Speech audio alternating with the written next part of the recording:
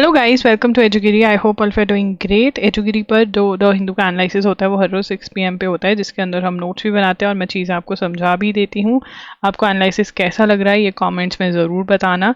And yes, कोई doubts हो तो वो भी आप कमेंट्स में बता सकते हो। चलिए स्टार्ट करते हैं आज का सेशन। सबसे पहले बात करेंगे सोशल साइंसेस की बुक में चेंज लेकर आए हैं क्लास 6 की, ठीक है ना, और 3rd की। तो उसके अंदर क्या क्या चीज़ें डाली हैं। दे हेविली ट्रंकेटेड का मतलब क्या होता है? शॉर्टन्ड इन ड्यूरेशन और एक्सटेंट, ठीक है। तो ये इंपॉर्टेंट वोकैब टर्म है, इसको ज़रूर नोट कर लीजिए, ठीक है ना। शॉर्ट कर दिया है उन्होंने न्यू सोशल साइंस बुक को। Has one entire chapter about India, कि इंडिया दैट इज़ भारत, जो नाम रखा है इंडिया और भारत जो हमारे देश का नाम है, उसका एटिमोलॉजी मतलब ओरिजिन, कैसे वो नाम आया, उसके ऊपर पूरा एक चैप्टर है। ओरिजिन ऑफ नेम के ऊपर पूरा एक चैप्टर इन्होंने दिया हुआ है। Again it is a vocab term. Etymology is a study of the origin of words, ठीक है।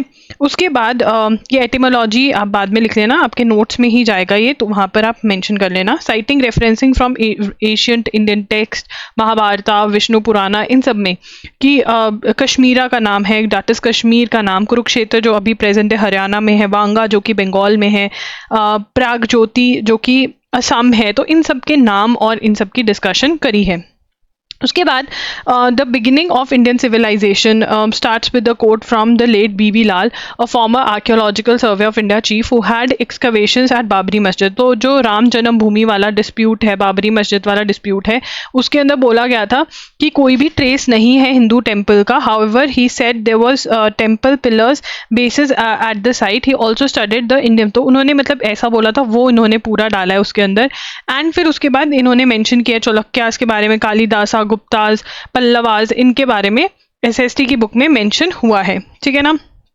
तो इसमें से हम लिख सकते हैं new class 6 NCERT social science book, ठीक है। इसमें थोड़ी यहाँ जगह कम है, इसको मैं उठा करके ऊपर लेके जा रही हूँ। एक मिनट। दोबारा ही लिखना पड़ेगा, यहाँ पे दोबारा ही लिख लेते हैं इसको, सॉरी। ठीक है, हो गया। अब यहाँ पर न्यू क्लास सोशल साइंस की बुक जो है उसके अंदर किसके बारे में मेंशन किया है? Chapter on India that is Bharat, कि ये नाम जो है, ठीक है ना, इसके ऊपर किस चीज़ का मेंशन किया है इन्होंने? Etymology. Etymology is the study of origin of words, ठीक है ना। क्या होता है? Study of origin of words, ठीक है ना। उसके बाद यहाँ पर एक और चीज़ मेंशन है जो कि बाबरी मस्जिद से रिलेटेड है, ठीक है ना। उसके बाद quote from BB Lal. BB Lal is the former archaeological survey of India chief who led excavations at Babri Masjid site in 1970s and said there is no trace of any Hindu temple there 10 years ago, however he said, but उसके बाद उन्होंने अपना जो था opinion बदल लिया था। उन्होंने बोला 10 साल पहले उन्होंने बोला, said there were pillar bases at the site, there were temple pillar bases, however ये लिखना जरूरी है, however 10 years ago he said there were temple pillar basis at the site, ठीक है ना। पहले उन्होंने बोला कि नहीं, ऐसा नहीं लग रहा है। 1970s में उन्होंने बोला, जब आर्कियोलॉजिकल सर्वे ऑफ इंडिया ने उनको भेजा कि आप देख कर आओ कि यहाँ पर टेम्पल जो राम जन्मभूमि वाली साइट है, ठीक है ना। बट उसके बाद उन्होंने तब बोला कि नहीं, यहाँ पर कुछ टेम्पल वाला नहीं लग रहा है। बट उसके बाद उन्होंने बोला कि नहीं, वहाँ पर पिलर्स जो थे वो टेम्पल वाले हैं, ठीक है, he also studied the Indus valley and the epics of Ramayan and Mahabharata and he is quoted in the book reference. ठीक है, तो ये दो चीज़ें, दो पॉइंट्स जो है, इंडिया दैट इज भारत, ये बहुत ज़्यादा डिस्कस हुआ था लास्ट ईयर जब G20 हुई थी, क्योंकि इंडिया को भारत बोला जा रहा था तब। और उसके बाद जब इंडिया अलायंस आ गया था, इंडिया अलायंस आ गया था कोलिएशन वाला, ठीक है, तब उसके बारे में बात हो रही थी। इंडिया अलायंस मतलब दो है ना, इंडिया है और एक एनडीए अलायंस है। एनडीए जो नरेंद्र मोदी गवर्नमेंट का है अलायंस, और इंडिया जो है कांग्रेस एंड अदर पार्टीज का जो अलायंस है ना। जब इंडिया नाम दे दिया था तो फिर भारत, बीजेपी ने क्या कहा, इंडिया का नाम भारत भी है, इंडिया दैट इज भारत। ठीक है, तब ये था, तो यहाँ पर मेंशन, मतलब भारत क्यों नाम रखा गया, इंडिया भारत, ये सब कुछ डिस्कस किया गया है। उसके बाद ये हम हॉल ऑफ फेम के अंदर टेनिस के प्लेयर्स जो हैं वो इंडक्ट हुए हैं, ये हम ऑलरेडी कल भी पढ़ा था। This is very very important. उसके बाद पॉल का गेम द प्रेसिडेंट ऑफ, ये तो हमने याद कर लिया, पॉल का गेम जो है प्रेसिडेंट ऑफ रवांडा बने हैं, ही हैज़ 4 टाइम टर्म है उनका। ठीक है, तो यहाँ पे लिखेंगे पॉल का गेम, किसका गेम है ये, पॉल का गेम। पॉल का गेम क्या है, इतना सही है कि वो हमेशा जीतते हैं और इसीलिए वो दोबारा से 4 टर्म है उनका, 4 time he has become president of Rwanda. तो वो कह रहे हैं कि प्रेसिडेंट ऑफ जो रवांडा तो बने हैं, पर 4 टाइम बने, इतना प्यार, लोगों की इतनी सारी वोट्स क्यों मिली है, क्योंकि वहाँ पर जेनोसाइड हुआ था। रवांडा में genocide is killing a particular race of people, और ये he has played a very important role उसको रोकने के अंदर। ठीक है ना, 1994 में जेनोसाइड हुआ था। ठीक है ना, एंडिंग ऑफ जेनोसाइड में इन्होंने बहुत ज़्यादा वो करा है, इसलिए लोग इनसे बहुत ज़्यादा प्यार करते हैं, इकोनॉमिकली भी कंट्री को उठा रहे हैं। तो पॉल का game, he is the president of Rwanda and 4 term के लिए आए हैं, हमें इतना ही पता होना चाहिए। उसके बाद क्राउड स्ट्राइक जो था, उन्होंने एक अपडेट दिया, जो अपडेट सही नहीं बैठा और जिसकी वजह से विंडोज़ जो थे, लैपटॉप्स जो थे, डेस्कटॉप जो थे, वो नहीं वर्क कर रहे थे, जिसकी वजह से एयरपोर्ट्स, हॉस्पिटल्स, ठीक है, बहुत सारी जगहों पे इफ़ेक्ट हुआ। एंड अब वो कह रहे हैं कि हम बहुत क्लोजली काम कर रहे हैं। माइक्रोसॉफ्ट के सीईओ पे नज़र आती है इसी बात पे, तो माइक्रोसॉफ्ट के सीईओ कौन है ये लिख लीजिए अपने नोट्स में। माइक्रोसॉफ्ट के सीईओ हैं सत्य, ठीक है, सत्य बोलते हैं वो, सत्य नडेला। ठीक है ना, इसको न्यूटेला से भी याद कर सकते हैं, सत्य नडेला को न्यूटेला से याद कर सकते हैं, वो चॉकलेट वाला जो होता है बहुत ही टेस्टी। सर्ट इन, उसके बाद सर्ट इन क्या है, सर्ट इन नोडल एजेंसी है, कंप्यूटर्स का जितना भी गवर्नमेंट का काम करती है, गवर्नमेंट ऑफ इंडिया का, वो ये ही देखते हैं, कोई साइबर अटैक हो गया, कुछ भी हो गया। तो सर्ट इन की फुल फॉर्म लिखेंगे, it is India computer emergency response team. ठीक है, उन्होंने भी अलर्ट जारी किया था, ये गवर्नमेंट ऑफ इंडिया, इंडिया की है ये, जो भी कंप्यूटर से रिलेटेड दिक्कतें आती हैं गवर्नमेंट ऑफ इंडिया के उसमें, तो उन्होंने भी अलर्ट किया था इससे। ठीक है, अब यूपीएससी जो पूजा खेडकर हैं, ठीक है ना, वो बहुत ज़्यादा न्यूज़ में है क्योंकि उन्होंने डिसेबिलिटी सर्टिफिकेट जो है वो गलत कह रहे हैं बनवाया, ओबीसी सर्टिफिकेट भी उनका गलत कह रहे हैं। ठीक है ना, उन्होंने नंबर ऑफ अटैम्प्ट ज़्यादा लेने के लिए बहुत ज़्यादा गड़बड़ी करी है, पेरेंट्स के नेम के अंदर भी गड़बड़ी है, ऐसा बोला जा रहा है। ठीक है ना, एंड अब उनको तो हटा दिया गया है, she is no more an IAS officer, उनके अगेंस्ट इंक्वायरी जो है वो चालू करी गई है। अब यहाँ पर हमें क्या पता चल रहा है कि डॉक्यूमेंट्स कैसे स्क्रूटनाइज होता है। स्क्रूटनाइज का मतलब क्या होता है, चेकिंग कैसे होती है। स्क्रूटनाइज, ये लिख लेंगे वो कैप टर्म का meaning, scrutinise is checking. The UPSC conducts examination and interviews on behalf of Union of Government, after which candidates are recommended by the Commission to various services. अब यहाँ पर हमारे लिए बहुत ज़्यादा इंपॉर्टेंट चीज़ है कि यूपीएससी जो है, ठीक है ना, हम यहाँ पे यूपीएससी लिखकर उसमें करेंगे, यूपीएससी लिखेंगे, ये एक बहुत बड़ा अच्छा क्वेश्चन बन सकता है यहाँ से। यूपीएससी कंडक्ट्स एग्जामिनेशंस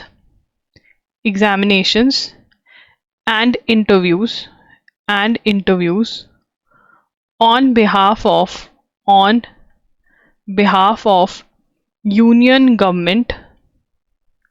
ठीक है, आफ्टर मतलब सेंटर, आफ्टर अपॉइंटमेंट। ठीक है, after which candidates are recommended for appointment by the commission to various services.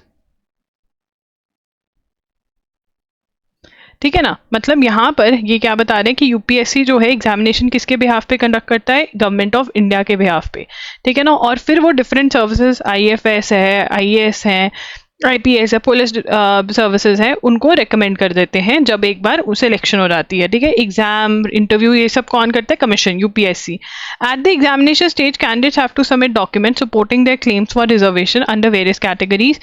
Examination के टाइम पे डॉक्यूमेंट सबमिट करने होते हैं। The first phase of scrutiny is done by UPSC which only goes by document submitted by the candidate. After the personal interview all candidates are sent for a medical checkup at government hospitals endorsed by the commission. PWBD candidates have to appear for before medical board at AIIMS Delhi to determine the level of disability. The fields are then sent for D, मतलब ये fields भी होती है ना, अब जो disabled है उसको हर फील्ड में नहीं लगा सकते, तो ये सब होता है। अब हमें इससे कुछ लेना देना नहीं है कि कहाँ पे चेकिंग या क्या होती है, ये वाला जो पॉइंट हमारे लिए इंपॉर्टेंट था हमने वो लिख लिया है, ठीक है।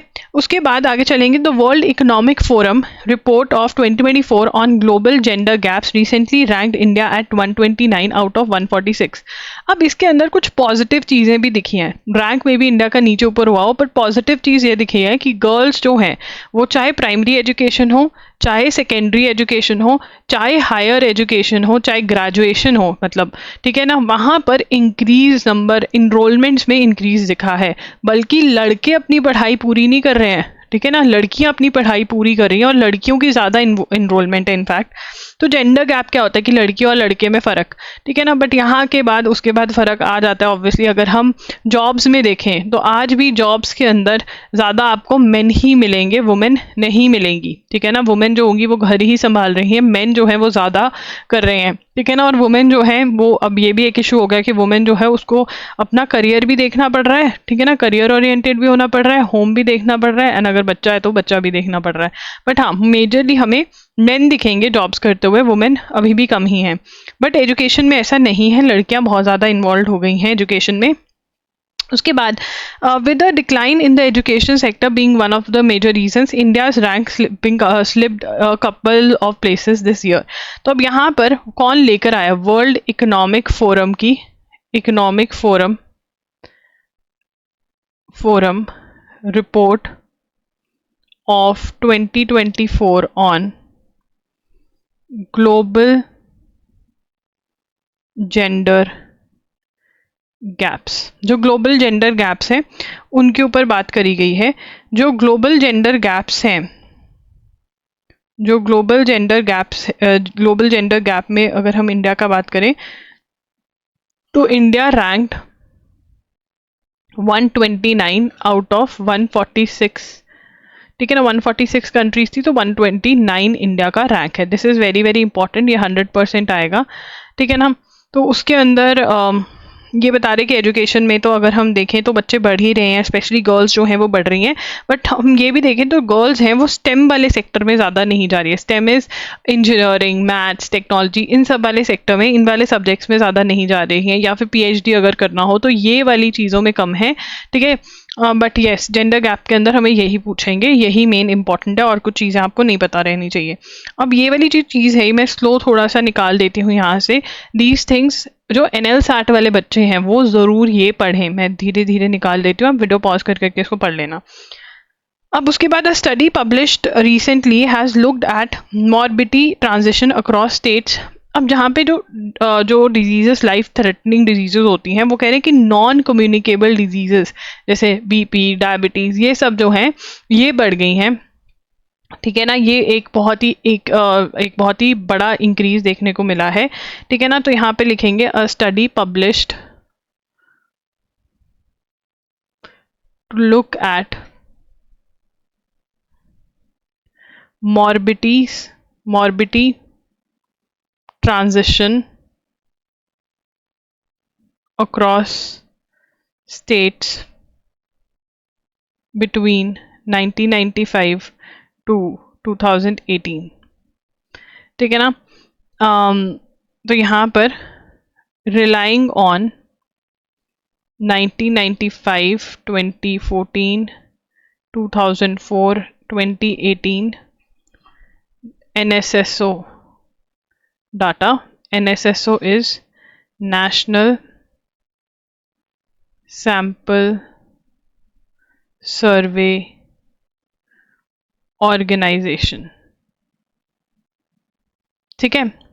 Multiple kind of diseases, collective, तो इसके अंदर हमें क्या पता चल रहा है कि जो नॉन कम्युनिकेबल, ठीक है ना, नॉन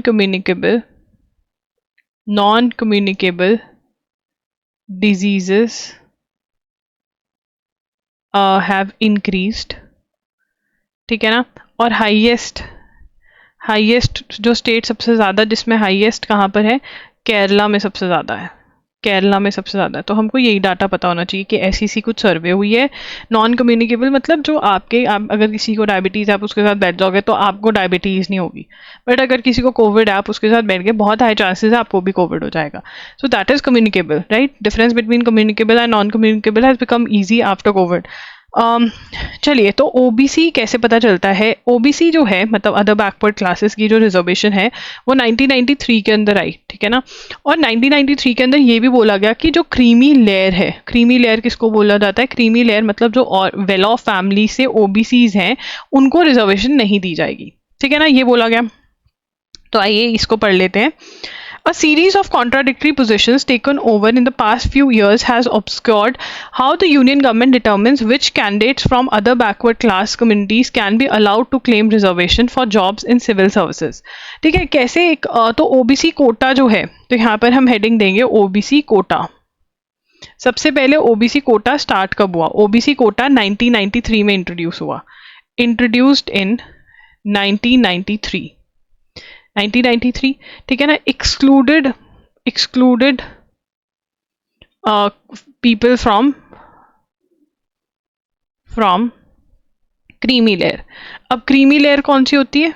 हुआ people of creamy layer, creamy layer जो जिनके पास इकोनॉमिक प्रिविलेजेस हैं, जो वेल ऑफ फैमिली से हैं, जिनको रिजर्वेशन की ज़रूरत नहीं है, सो दैट जो एक्चुअली डिजर्व करते हैं उनको ये मिले, ठीक है। अब कैसा पता लगाते हैं कि ओबीसी से है या नहीं है, ठीक है ना। तो उसके अंदर वो क्या करते हैं कि कुछ एक्सेप्शंस एंड वो सब रखा हुआ है इन्होंने, ठीक है।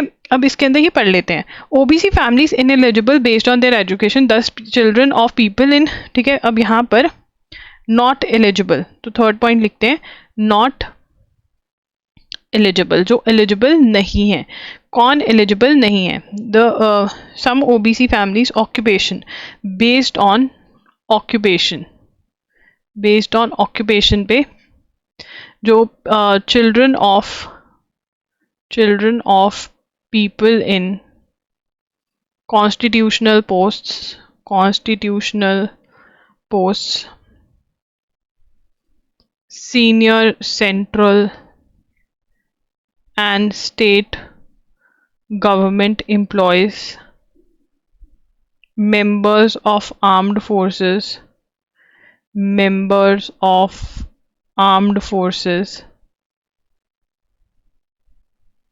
and property owners supposedly,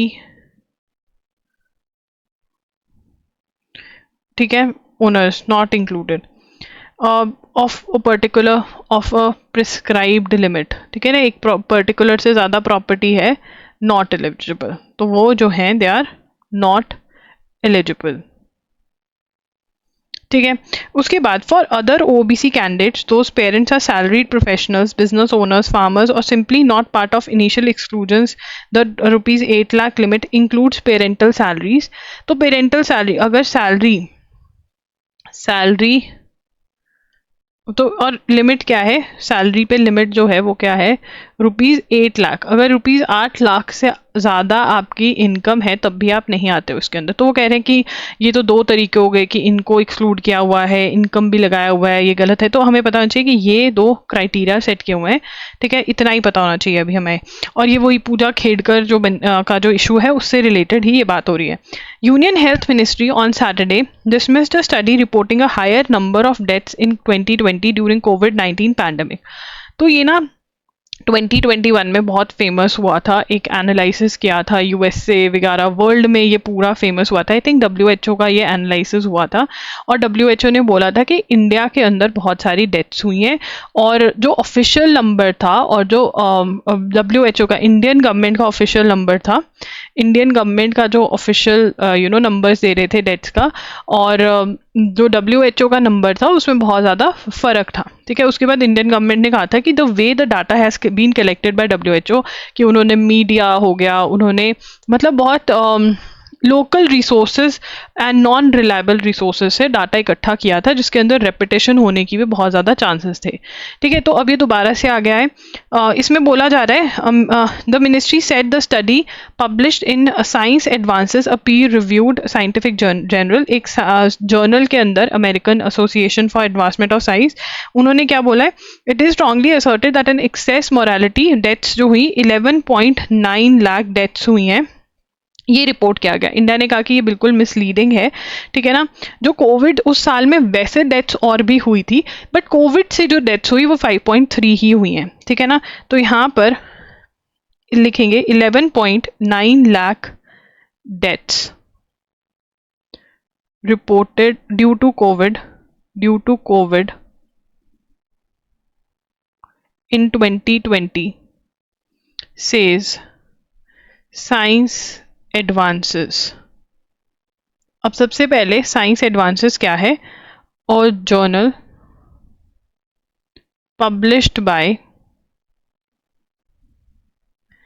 American Association for Advancement of science, ठीक है। तो अब इन्होंने बोला, अब Indian ministry of union health ministry says, union health ministry says 5.3 lakh deaths reported, ठीक है ना। और जिसमें कि more men have died